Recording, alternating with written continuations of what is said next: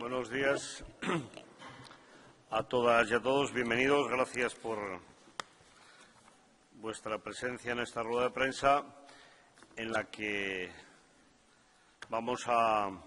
presentar las manifestaciones, las movilizaciones con motivo del 1 de mayo. Este 1 de mayo tiene un lema claro, directo: no hay excusas, a la calle, que quiere reflejar cuál es el momento político, económico y social que vive nuestro país y cuál es la posición de las organizaciones sindicales en este contexto. Lo hemos dicho, lo reiteramos en este 1 de mayo, este país necesita una combinación entre la movilización y la negociación, entre la negociación y la movilización, que nos permita recuperar derechos, que nos permita mejorar la situación económica y social de miles de ciudadanos y de ciudadanas de nuestro país. Pero este 1 de mayo tiene que ser también un grito que exija responsabilidades en relación con la situación de corrupción que se vive en nuestro país. No es soportable para los ciudadanos levantarse cada mañana escuchando un nuevo caso de corrupción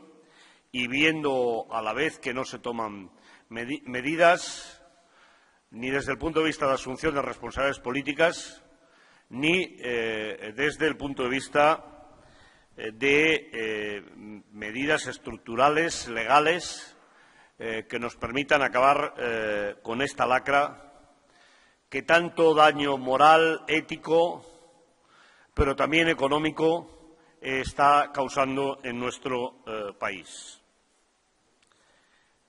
Recuperaremos este 1 de mayo claramente nuestra posición en relación a algunas de las reivindicaciones que venimos situando las organizaciones sindicales, comisiones obreras y la UGT y comisiones obreras en los últimos años, empezando por la derogación de las reformas laborales. Hoy, casi un año después de las últimas elecciones, se pone de manifiesto que sin la derogación de las reformas laborales es muy difícil poder alcanzar cambios desde el punto de vista legislativo que nos permitan recuperar derechos. Y no es posible porque tenemos una patronal que no quiere negociar, que lo tiene todo y no quiere perder nada, y tenemos un Gobierno que promete, que habla de diálogo, pero que este diálogo no da resultados que nos permitan pensar que sin una derogación de las reformas es posible conseguir las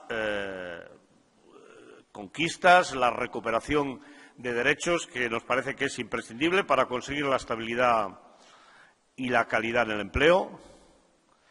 En este país es cierto que se crea empleo, pero no es menos cierto que el empleo que se está creando no está ni de lejos en relación con la cantidad ni con la calidad que necesita nuestro país. Continuamos con la creación de empleo en condiciones de precariedad, tanto por el tipo de contrato como por la propia duración del contrato. Y en ese sentido continuamos reiterando la necesidad de abordar la derogación de las reformas laborales. La lucha contra la desigualdad de género es otra de las cuestiones que tienen que centrar las reivindicaciones del 1 de mayo. No es posible que cada semana las trabajadoras de nuestro país trabajen un día gratis. Y eso es lo que ocurre como consecuencia de la desigualdad, de la discriminación salarial que se produce. Hay que recuperar la negociación colectiva y, por tanto, hay que derogar las reformas en el entorno de la negociación colectiva que nos permita que sea el instrumento que pueda redistribuir la riqueza que se está generando en nuestro país. Las empresas están generando dividendos muy importantes. El otro día la propia CEPIME sacaba un estudio que hablaba que más del 70% de las empresas, creo recordar que hablaba del 77% de las empresas están en beneficios. Si tenemos en cuenta que hay una parte de las empresas que se mueren con toda seguridad cada año y tenemos en cuenta, por otro lado, que una parte de las empresas, la cuestión de beneficios o pérdidas, tiene más que ver con el grupo empresarial en el que están que con la propia actividad de la empresa. Estamos en un país en el que se puede decir categóricamente que las empresas están ganando dinero y que ese dinero tiene que repartirse por la vía de la negociación colectiva. Este 1 de mayo tiene que también situar el tema del Pacto de Toledo y la necesidad de asumir un acuerdo en esa materia como uno de los elementos claves de este año. Pero, de verdad,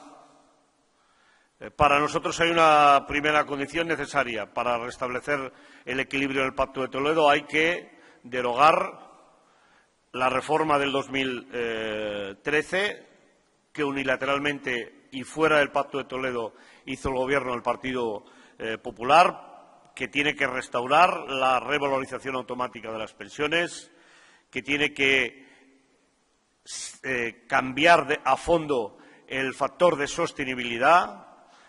y que tiene que permitirnos, a partir de ahí, iniciar un proceso de negociación que, desde nuestro punto de vista, tiene que estar, sobre todo, centrado en la recaudación por parte de la Seguridad Social.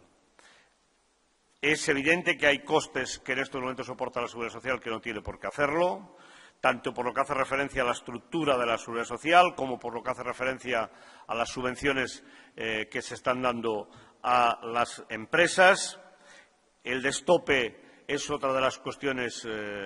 que hay que tratar y nosotros queremos que, además, esto se haga de manera inmediata, más allá del debate que tenemos que entrar también, que es la incorporación de financiación pública directa para el sistema de pensiones. La protección social es hoy otra asignatura pendiente en nuestro país. Desde luego, los presupuestos generales del Estado no despejan esta situación, sino al contrario. La aprobación de la ILP en fase de tramitación, de toma en consideración por parte del Parlamento, es un elemento que nos llenaba de esperanza, pero a la vez hoy también nos obliga a exigir diligencia para ponerla en marcha cuanto antes. La renta mínima tiene que garantizar ingresos mínimos a los ciudadanos y a las ciudadanas que no tienen nada, que son cientos de miles y que necesitan imperiosamente que ese tema sea aprobado y pueda cubrir esas necesidades,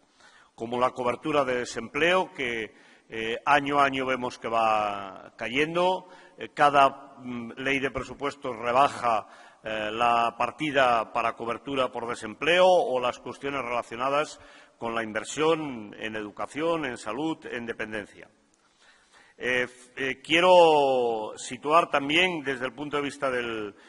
sindicato, otro elemento de los sindicatos, otro elemento que me parece que es clave. Para UGT, para Comisiones Obreras, la renovación del acuerdo de negociación colectiva tiene que ser un elemento clave y tiene que estar presente en las manifestaciones de este 1 de mayo. No hay excusas. Este alargamiento sine die al que nos tiene sometidos la COE, Estas duchas de agua fría y de agua caliente que practica de manera permanente la COE se tienen que acabar para concluir en una mesa en la que sepamos si estamos de acuerdo o no estamos de acuerdo. No parece de recibo que la comunicación para un acuerdo de estas características sea vía carta, vía correo electrónico o sea vía medios de comunicación. Y en ese sentido no podemos ir de junta directiva de la COE a comités, consejos de comisiones y de la UGT sin que medie un proceso de negociación, que es lo que está ocurriendo en nuestro país. Y la patronal tiene que ser consciente de que los días pasan, los convenios están sin firmar, la conflictividad subirá sin ningún lugar a dudas si vamos a una negociación sin un acuerdo marco que nos permita situar cuáles son los elementos que tenemos encima de la mesa. Y en ese sentido también el Gobierno tiene que ser consciente de que el no acuerdo en materia de función pública, por lo que hace referencia a los salarios, es otro elemento que tampoco ayuda en este proceso de negociación. Pero en relación con los temas de presupuestos vamos a tener la oportunidad de entregarles un documento que entregaremos primero al Parlamento y que luego les entregaremos a ustedes, donde verán ya más claramente nuestra posición en relación con estos temas. Un documento que entregamos en el Congreso de los Diputados básicamente como consecuencia del veto del Partido Popular y de Ciudadanos a que podamos comparecer ante la Comisión de Presupuestos del Parlamento. Alguien se lo tendría que hacer mirar. No es compatible decir que se quiere más transparencia, más participación, que se quiere acercar el Parlamento a los ciudadanos y luego que la respuesta sea que a las primeras de cambio lo que se hace es dar un portazo a la participación o a conocer la opinión de las organizaciones sociales en relación con un tema como la ley de presupuestos. Y en ese sentido, especialmente, creo que Ciudadanos debería decirnos si esta idea de rebajar el número de firmas necesarias para presentar una ILP que han manifestado durante las elecciones, que han manifestado después, es un eslogan que no tiene ninguna otra consecuencia más que un eslogan, porque luego cuando hay que votar la tramitación de una ILP votan en contra, o si esta idea de que se va a abrir el Parlamento y se debe participar más también es un eslogan o un lema, porque después cuando hay que votar en una comisión, si las organizaciones sindicales